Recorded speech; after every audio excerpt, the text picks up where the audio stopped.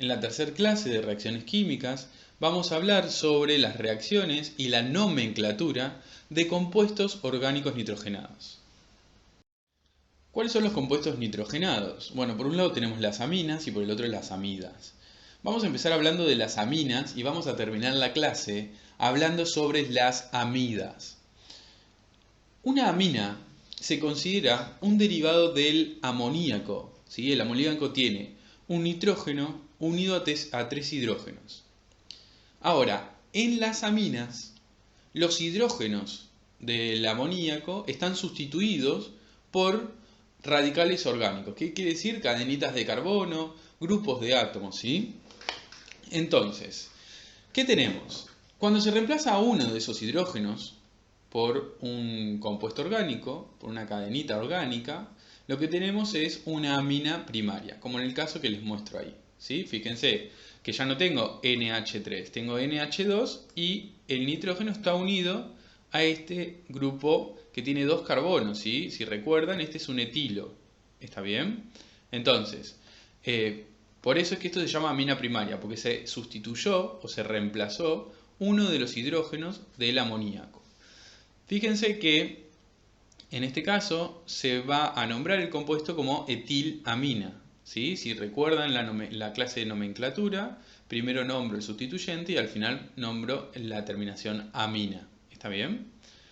El siguiente caso sería cuando se reemplaza otro de los hidrógenos perteneciente al amoníaco. En ese caso tenemos una amina secundaria, por ejemplo, la que les muestro ahí.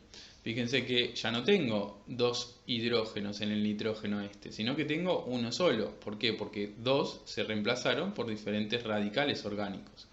¿Sí? Por ejemplo, acá tenemos un grupo etilo y acá tenemos un grupo metilo. ¿Está bien? Entonces, para nombrarlo, lo que hacemos es nombrar por orden alfabético, como aprendimos en la clase de nomenclatura, y se nombra etil por este sustituyente, metil por este sustituyente, amina porque es el grupo funcional principal. Y por último, el otro caso es cuando se sustituye el último hidrógeno del amoníaco para generar una amina terciaria. Fíjense que ahora al nitrógeno no le queda ningún hidrógeno porque todos los hidrógenos están reemplazados por diferentes grupitos, ¿sí? En este caso se reemplazó el último hidrógeno por otro grupo metilo. En ese caso se nombra, como aprendimos, primero por abecedario, primero el sustituyente etil, después tengo dos metilos, ¿sí? Tengo este que está acá, CH3, y este que está acá, CH3, por lo tanto pongo dimetil y la terminación amina porque es el grupo funcional principal. La reacción de aminas que vamos a trabajar es cuando una amina reacciona con un grupo funcional ácido carboxílico. O sea, estamos hablando que un compuesto orgánico que tiene un grupo funcional amina reacciona con un compuesto orgánico que tiene un grupo funcional ácido carboxílico. Y como producto de esta reacción se va a obtener una amida, ¿sí? Un compuesto orgánico que ahora tiene un grupo funcional diferente que es una amida. Entonces, imagínense que tenemos el ácido propanoico. ¿Sí? El ácido propanoico es un compuesto orgánico que tiene el grupo funcional ácido carboxílico, que reacciona con una etilamina. ¿Sí? Fíjense que la etilamina tiene dos carbonos y después tiene un grupo amina en su estructura. ¿Qué es lo que va a pasar? Para que estos dos compuestos reaccionen y generen una amida, el nitrógeno de la amina va a generar un nuevo enlace con el carbono del grupo ácido carboxílico. Y como cada uno de estos tiene un nuevo enlace, un enlace viejo se tiene que romper. En este caso se rompe el enlace del grupo oxidrilo del carbono y un enlace del nitrógeno. ¿Sí? Como que cada vez que yo genero un enlace tengo que romper otro que tenía, ¿sí? Porque no puedo tener 800 enlaces porque no respetaría la regla del octeto. Entonces lo que sí se puede hacer en este caso es cuando yo formo un enlace nuevo, rompo uno viejo que tenía. En este caso se forma el enlace entre el nitrógeno y el carbono, pero se rompe el enlace del carbono con el oxidrilo y del nitrógeno con un hidrógeno. Entonces ese oxidrilo y ese hidrógeno que sobran en esta reacción química van a formar una molécula de agua. Entonces, con esta reacción entre el ácido propanoico y la etilamina, se va a formar la amida correspondiente. Entonces, cuando reacciona un compuesto orgánico que tiene un grupo funcional ácido carboxílico con un compuesto orgánico que tiene un grupo funcional amina, lo que se forma es una amida.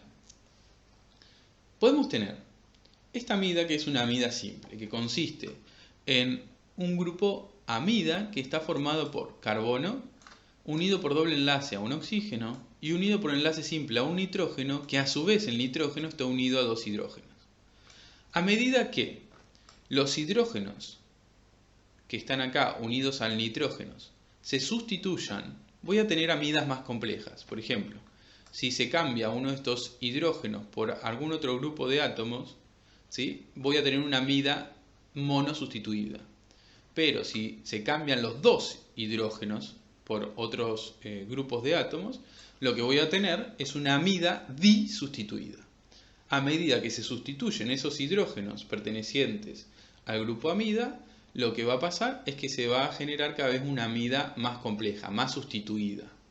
En este caso tenemos una amida simple igual, donde tenemos 3 carbonos y el grupo amida.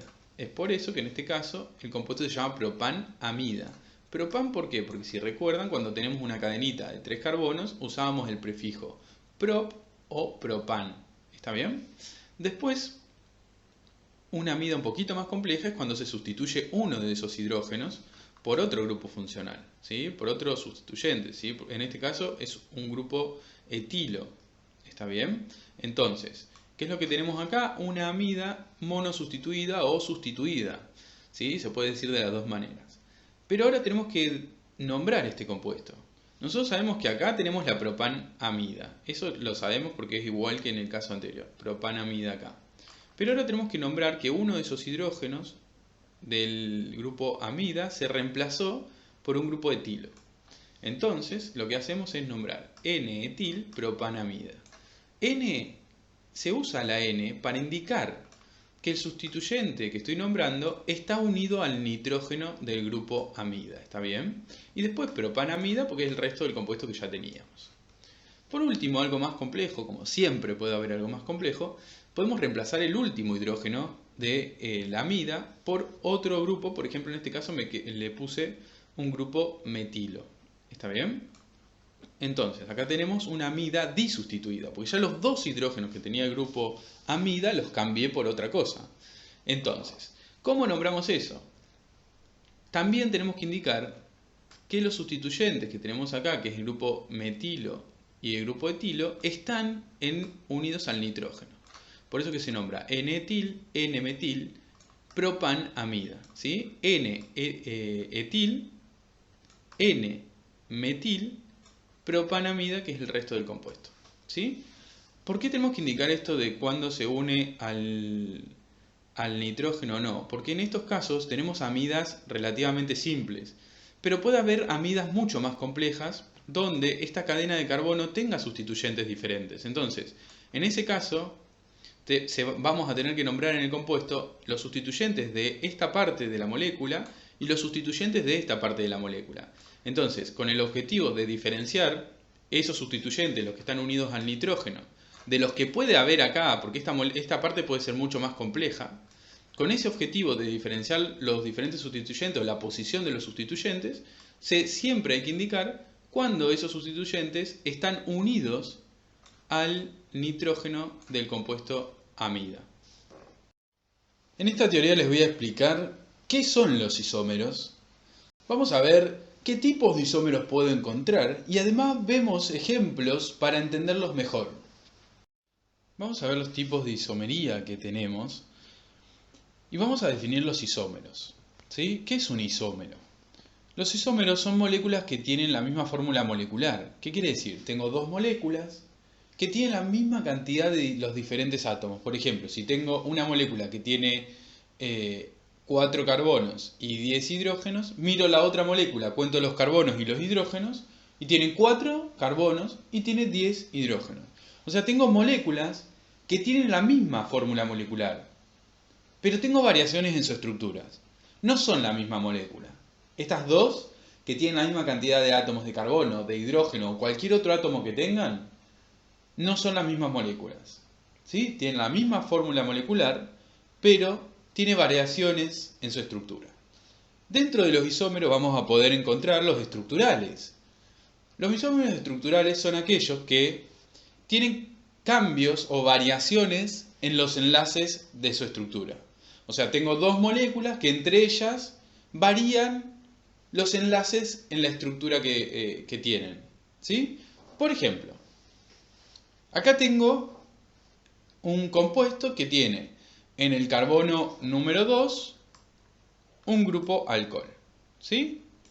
Un isómero estructural de este compuesto sería poner el grupo alcohol en el carbono 1. De esta manera quedaría este compuesto.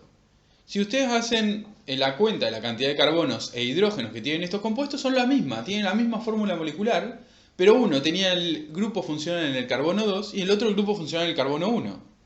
Por lo tanto, estos dos compuestos son isómeros estructurales. Tiene un cambio, una variación en los enlaces en su estructura.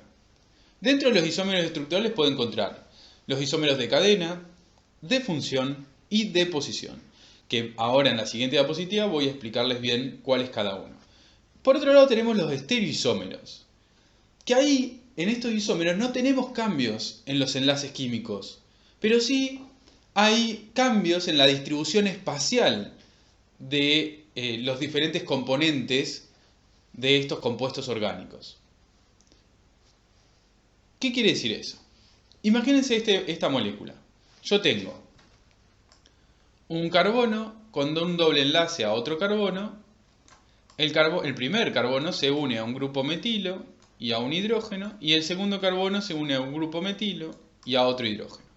Ahora, puede pasar que el grupo metilo del segundo carbono pase para abajo del doble enlace.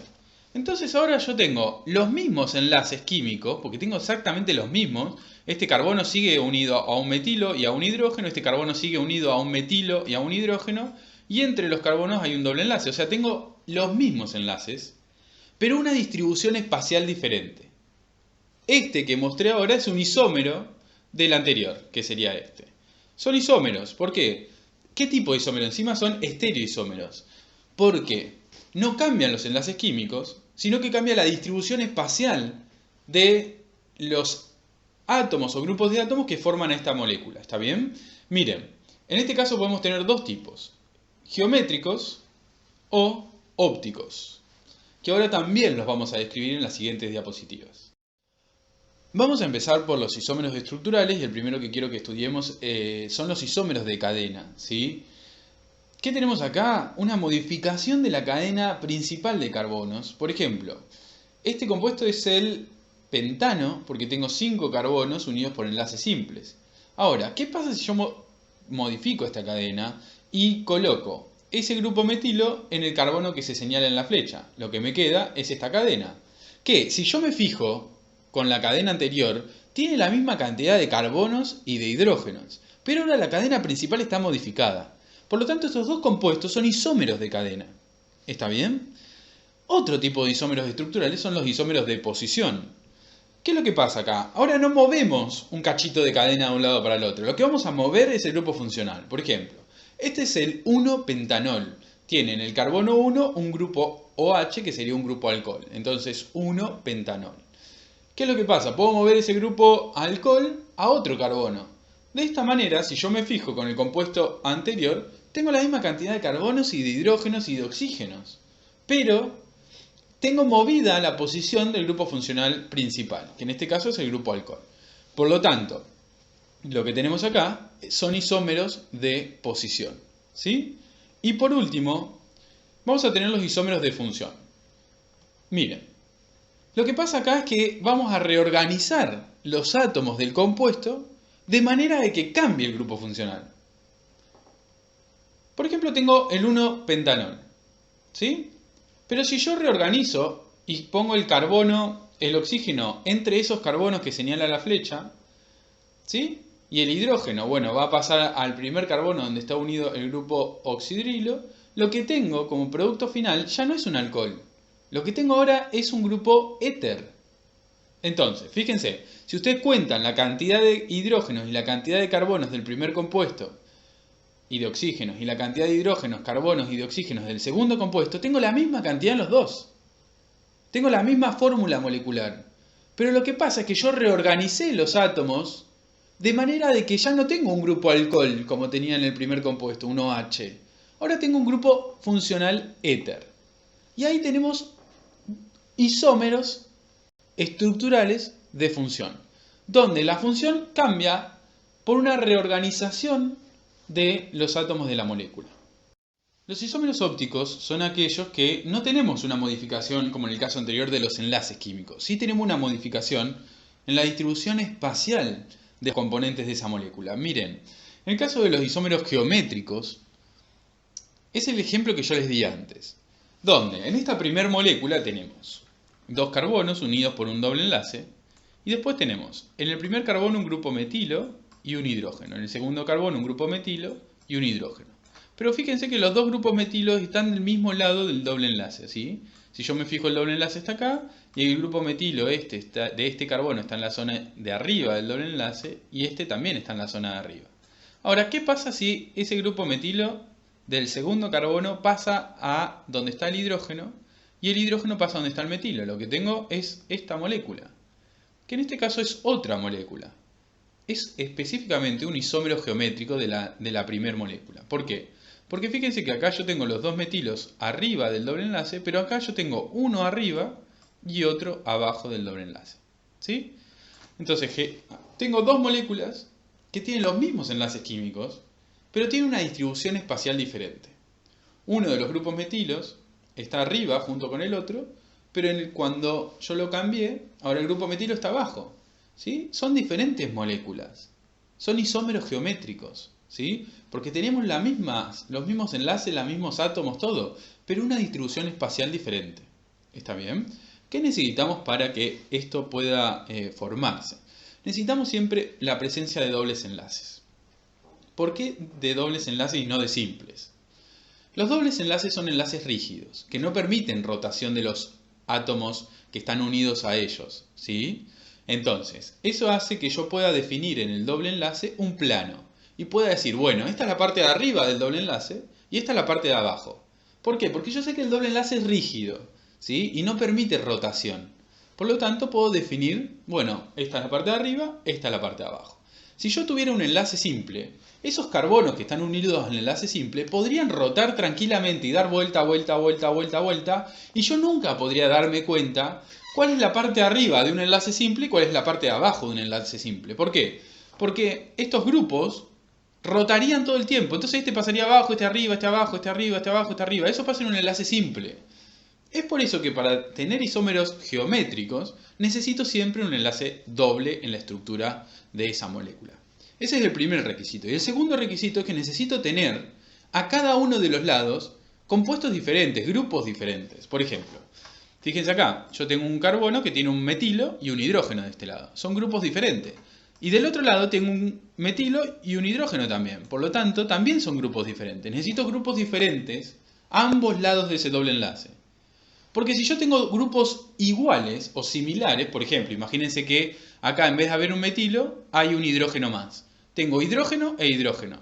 Ahí no puede existir el isómero geométrico. ¿Sí? Ese compuesto que tiene un hidrógeno arriba y un hidrógeno abajo, acá en el primer carbono, no tiene isómeros geométricos. En cambio, para tener isómeros geométricos necesito que a cada lado del doble enlace, en esos carbonos, haya grupos diferentes. ¿Está bien? Perfecto. Ahora, ¿qué pasa con los isómeros ópticos?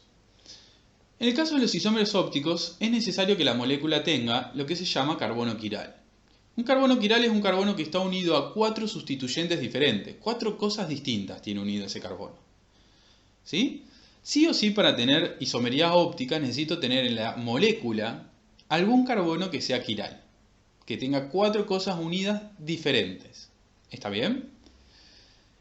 Cuando el carbono une 4 cosas diferentes, fíjense, la estructura que adopta un carbono, la estructura en el espacio que tiene ese carbono, con 4 cosas unidas, es una estructura tetraédrica, donde cada átomo o cada sustituyente que se unió a ese carbono está en un vértice del tetraedro.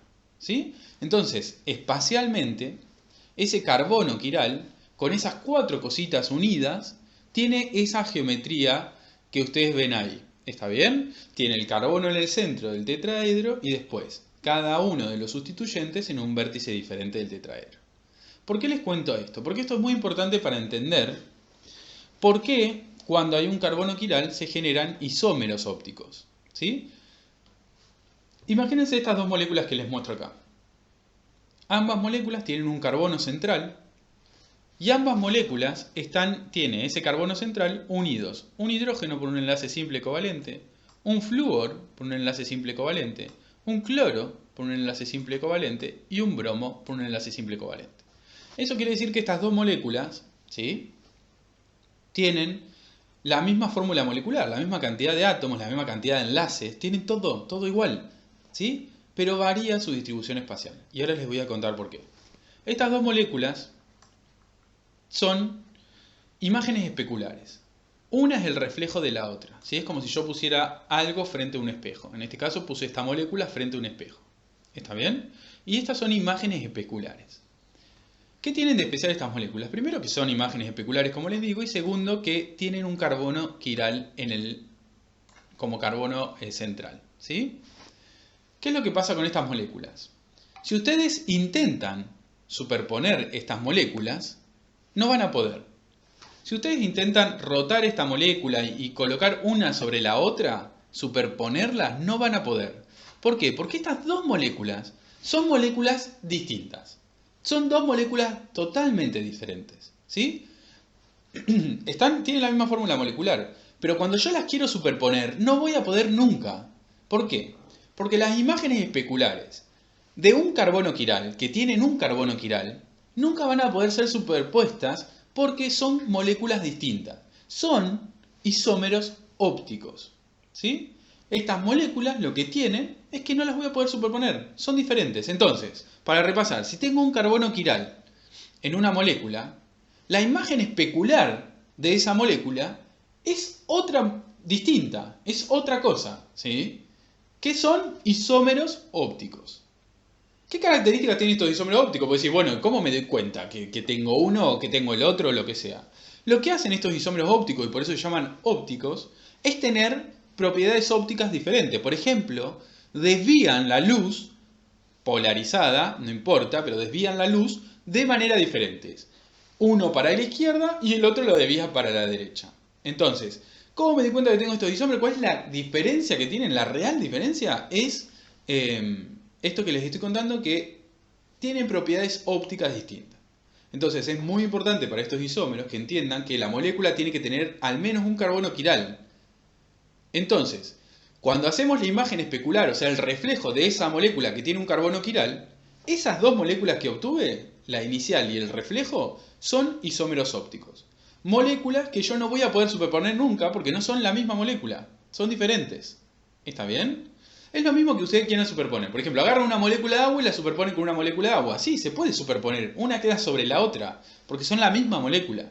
Pero en estos casos, cuando tenemos 2 reflejos, o tenemos un reflejo de una molécula que tiene un carbono quiral, al menos un carbono quiral, esas dos moléculas que se generaron, como en este caso del ejemplo, no se pueden superponer por más que yo gire las moléculas, le dé vuelta, haga lo que quiera. ¿Por qué? Porque son isómeros ópticos entre sí.